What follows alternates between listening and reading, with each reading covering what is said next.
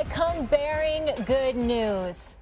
First day of the NFL season. We brought in the big guns. Look at this crew. To my left, RC is in the building. Dano, Adam Schefter, Stephen A. I'm Molly, and we have a game tonight.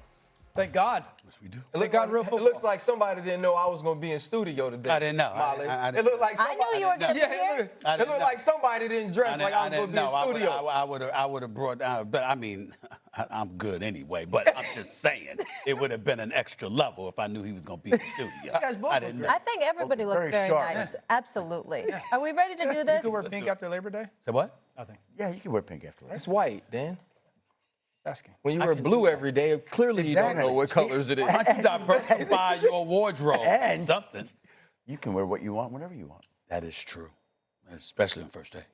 Okay. I think that's where we should start things off. Cowboys. We have a game in Philly tonight when Jalen Hurts and the defending champs host the Micah Parsonless Cowboys. It's banner night, but the Birds said they've moved on and will focus on the game. In his last 5 games against the Eagles, Cowboys quarterback Dak Prescott has a 4-1 record along with 16 touchdowns and only 1 interception in 2 or more passing touchdowns in each game. So the big question, Dan Orlovsky, will tonight be a blowout or a close game? No, this would be a close game. Division rivals. One, when Dak Prescott starts for the Cowboys, they score about 28 points a game, get 380 total yards of offense. So Dak is going to play well. This offense will have success. I think that the Eagles, while loaded, there is a little bit of an unknown. The corner opposite Quinyon Mitchell, and I think it'll be a Dory Jackson who's played in the NFL for a long time, good player, but he's not Darius Slay. And Darius Slay is going to be a trending or potential Hall of Famer. So you're replacing a big-time player. So I think with George Pickens, like for me tonight, the big deal is George Pickens.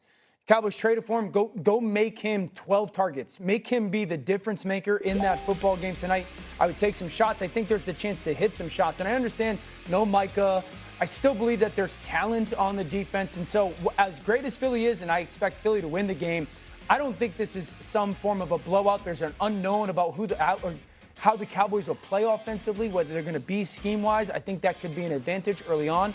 Good football game, and I think the Cowboys can keep it close, but the Eagles win. RC? Yeah, I think it's about figuring out how Vic Fangio is going to cover George Pickens and deal with CeeDee Lamb, right? We don't know what this Cowboys run game is going to be like, so I think it'll be close early, but the Philadelphia Eagles pull away late with that run game, the way that they can pound you, the physicality that they can finish with. But think about this early. Vic Fangio is going to have to figure out, do I allow Quinyon Mitchell, the number 1 corner of the Philadelphia Eagles, to follow George Pickens, and then I scheme up CeeDee Lamb, whether it's double him in and out with the nickel Cooper DeJean and one of the safety, whether you put somebody over the top of him, and then Quinyon Mitchell has to battle one-on-one. So that, to me, is the matchup that I'm paying attention to. But let's get this straight. This is the last night that you're the reigning Super Bowl champions. And when you win the Super Bowl and when you play on Thursday night, when you play in your home, the energy from being the Super Bowl winning team is still there. You still have that feeling that we're the best football team in the world, and your fans expect that level of play. And I believe it is so difficult for a road team to go in and win in that type of atmosphere. Well, this team has done everything it can to put all that behind it. It has ignored the fact that it is the defending Super Bowl champ. You've heard the players say we don't want to be referred to as the defending Super Bowl champs. They're not going to be out there for the raising of the banner. But we've seen close games in the opener, right? We saw the Lions win in Kansas City. We saw the Baltimore Ravens nearly win in Kansas City. And I can tell you that teams are more uneasy and nervous about the first game of the season where unpredictable things happen than almost any other week because everybody's kind of stepping in. You don't know what you're going to get. Conditioning levels a factor. There's all sorts of uncertainties. And I can tell you that Philadelphia's a little bit uneasy about everything going into tonight. Sorry. Really? That's what we doing?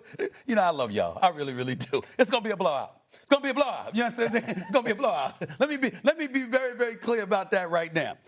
The Dallas Cowboys, what you going to do to stop the Eagles? And you're going to put yourself in a situation where you're going to have to throw the football a lot. Dak Prescott's going to get his numbers. All right, it's going to be competitive for a half.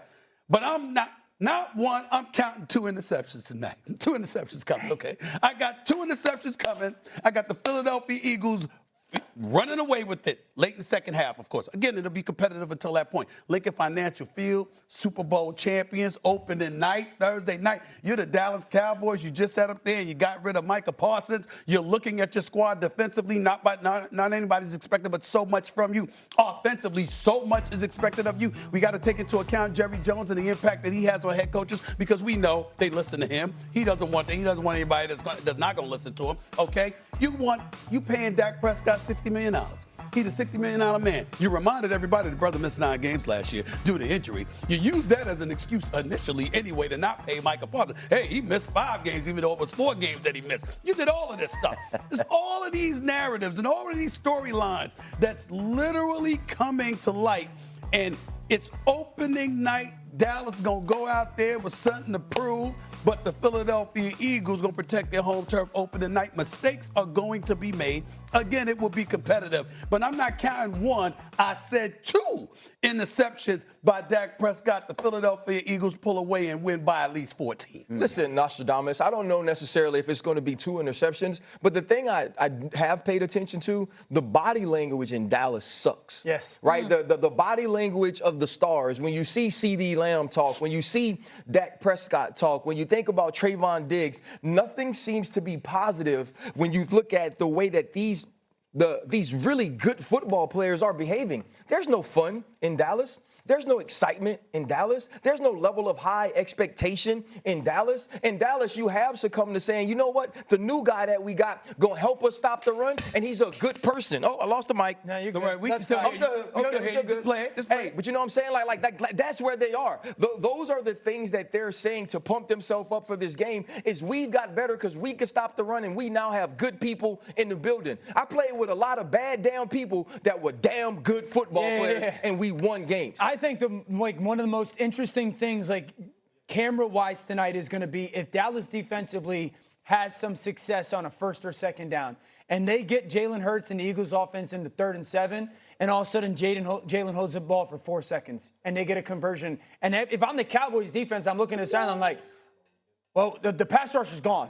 And so, we stopped the run, and we had some success, but we don't have anybody who can get to the quarterback like that guy. Adam? I think that's going to be fascinating. You bring up the factor of the locker room, the vibes. Again, I go back to this team right now. First game without Micah Parsons. First game with Kenny Clark. And Jerry Jones seemed to make a big deal about how much difference Kenny Clark would make and how important he was to this particular trade. He talked about the run defense.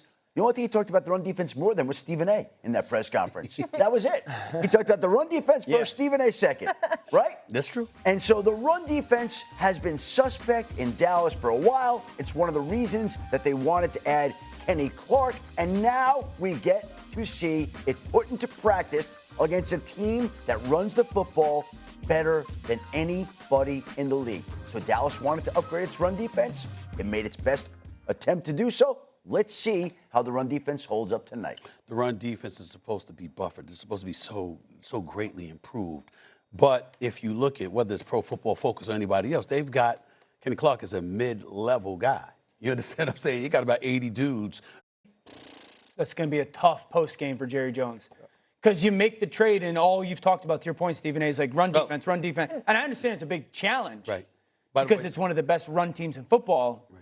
You might find this irrelevant, but I can't help it, Molly. I just can't help it. I just got to point out the stat right here.